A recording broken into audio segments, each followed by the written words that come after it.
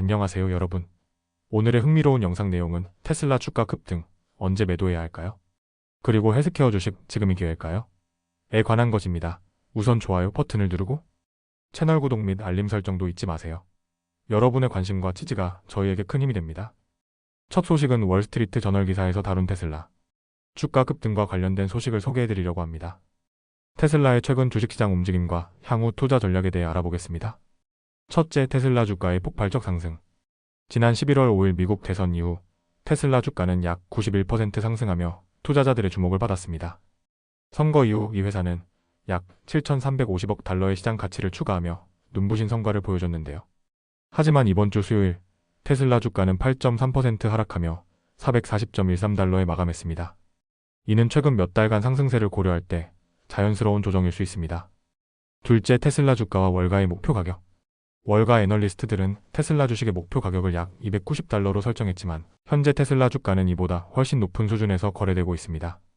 참고로 테슬라 주식은 지난 몇 년 동안 목표 가격보다 높은 수준에서 거래된 시간이 60%에 달합니다. 이와 비교하면 엔비디아 같은 다른 기업은 평균 목표 가격보다 높은 수준에서 거래된 시간이 약 10%에 불과했죠. 이처럼 테슬라 주식은 전통적인 목표 가격 분석만으로 예측하기 어려운 특성이 있습니다. 셋째, 테슬라 주식 매도 시점은 언제일까요? 테슬라 주식의 매도 시점을 고려할 때 중요한 두 가지 사례를 살펴볼까요? 2020년 7월 당시 주가는 목표 가격보다 약 50% 높았지만 이후 12개월 동안 주가가 2배 이상 올랐습니다. 2022년 12월 반대로 이때 테슬라 주가는 목표 가격보다 약 120% 낮은 수준에서 거래되었는데요. 이 시점에 주식을 매수한 투자자들은 역시 12개월 동안 2배 이상의 수익을 얻었습니다. 즉, 테슬라 주식의 경우 단순히 목표 가격만으로 매수나 매도 결정을 내리기는 어렵다는 것을 보여줍니다.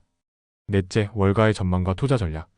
최근 월가 애널리스트들은 테슬라 주가에 대해 긍정적인 전망을 내놓고 있습니다.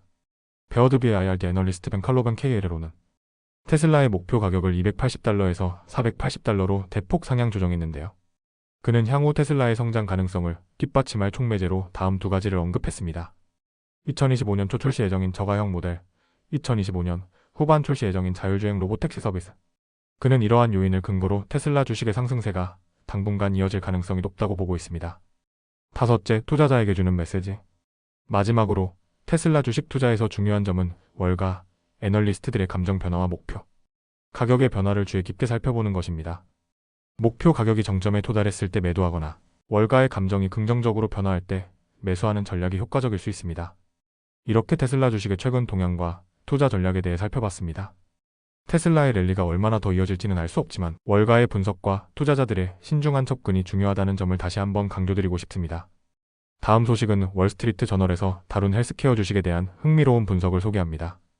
2024년 헬스케어 주식은 암울한 한 해를 보냈지만 골드만삭스의 전략가는 이를 새로운 기회로 보고 있습니다. 이번 영상에서 자세히 알아보겠습니다. 첫째, 헬스케어 주식 왜 부진했을까?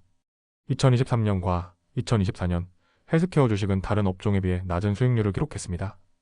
S&P 500 지수는 2023년에 27.6% 상승했지만 헬스케어 관련 ETF는 겨우 2% 상승에 그쳤습니다. 2024년 현재 S&P 500은 29% 상승한 반면 헬스케어 ETF는 4.5% 상승에 불과합니다. 주요 원인으로는 기업의 수익 악화와 정책적 불확실성이 꼽혔습니다. 특히 도널드 트럼프 당선자의 보건복지부 장관 지명은 업계에 혼란을 주었죠. 둘째, 앞으로 헬스케어 주식이 상승하려면 골드만삭스의 헬스케어 전략가 아사드 하이더는 헬스케어 주식이 회복되기 위해 세 가지 조건이 필요하다고 말했습니다. 거시적 경제 충격, 경제 침체 또는 하드 랜딩 같은 외부 충격이 있어야 합니다. 하지만 이는 가능성이 낮다고 봅니다. 정책적 명확성, 불확실한 정책 환경이 해결되어야 합니다. 현재는 의료 지원 제도와 약가 협상 프로그램 등 정책적 변수가 너무 많습니다. 기업 실적 개선, 기업의 수익 전망이 긍정적으로 바뀌어야 합니다. 특히 헬스케어 부문은 평균 목표 수익률을 초과하기 위한 기준이 매우 높습니다. 셋째, 하위 섹터별 분석과 기회. 헬스케어 업종은 하위 섹터에 따라 성과 차이가 큽니다.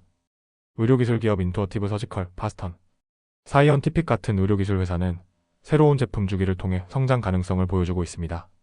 바이오텍, 메드러걸 파머스티컬즈, INSMED, ARGNX 같은 중견 바이오텍 기업은 흥미로운 투자처로 꼽힙니다. 하지만 신중한 접근이 필요합니다. 약물 유통업체 CNCOR의 카더널 헬스, 먹해성 같은 회사는 안정적인 수익을 기록하며 긍정적인 전망을 보이고 있습니다.